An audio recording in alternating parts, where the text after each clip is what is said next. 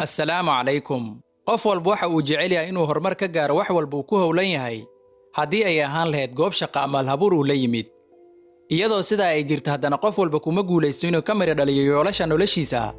oo waxaa jira caqabado badan oo ka hor imaanaya qofka ganacsiga ayaa ka mid ah meelaha dadka guuldarrada ugu weyn kala kulmaan markuu ganacsigooda uu bulaali waayo ama uu gaari waayo kobicii ay rabeen waxaa sidoo kale arkaysaa ganacsi muddo sanooyin furnaa oo haddana aan dhaafin halkii laga soo bilaabay guusha ganacsiga ama guuldarrada kuma xirna dukaanka ama alaabta dhismaha ay taallo balse waxay ku xiran tahay abuuraha ganacsiga kala wada ama maamula sidaa darteed waxaan muuqaalkan idinkula wadaagayaa 10 caado ay ka siman yihiin hal-abuurayaasha ganacsi ee guulaystay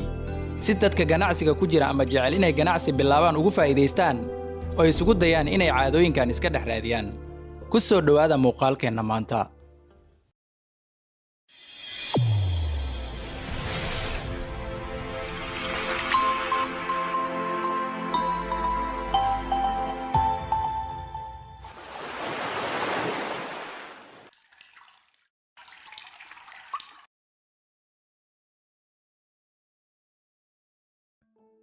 nambarka koowaad guuldarradu waxay u arkaan wadada guusha loo sii maro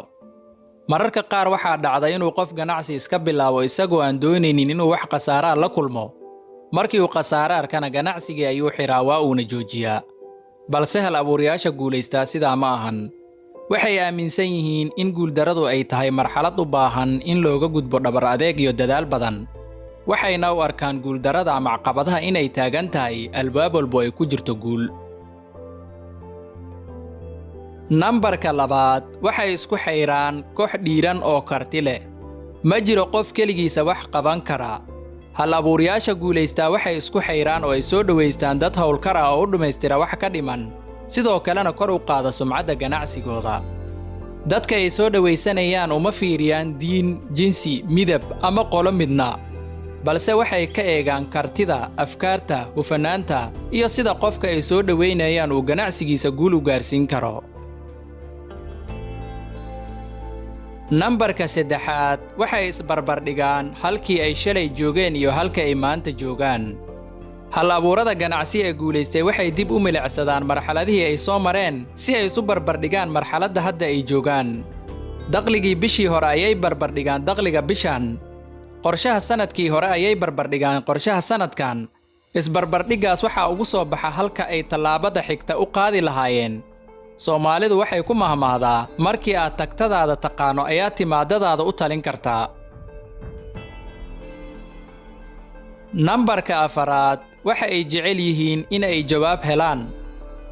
hal-abuurayaasha ganacsi ee guulaystay ma daneeyaan keliya inay macaamiil badan helaan oo faa'iido ay ka sameeyaan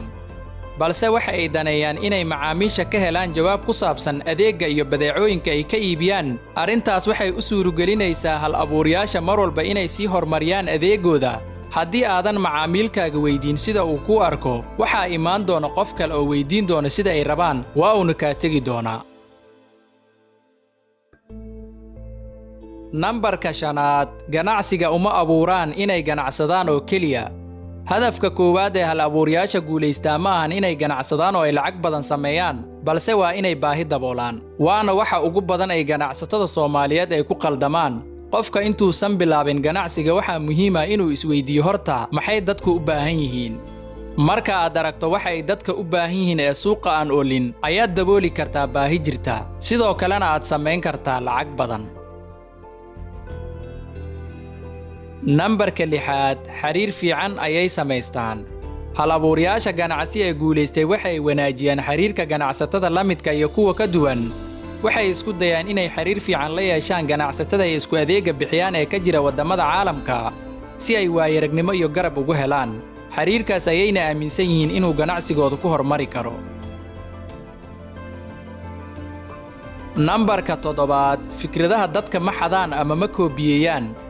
hal-abuurayaasha ganacsi ee guulaystay waxay la yimaadaan afkaar cusub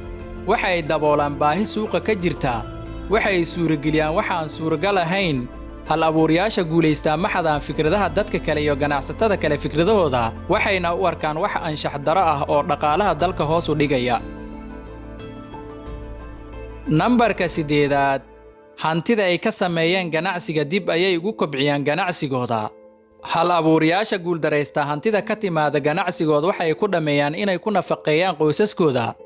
Halka kuwa guuleysta ay dib ugu celiyaan ganacsiga iyo ama ganacsiyo kale si ay horumar ganacsi u sameeyaan. Waxayna aaminsan yihiin inuu ganacsigu yahay sida dabka oo kale, haddii dhuxul iyo qoryo lagu shubin uu dami doono marka ugu dambeysa.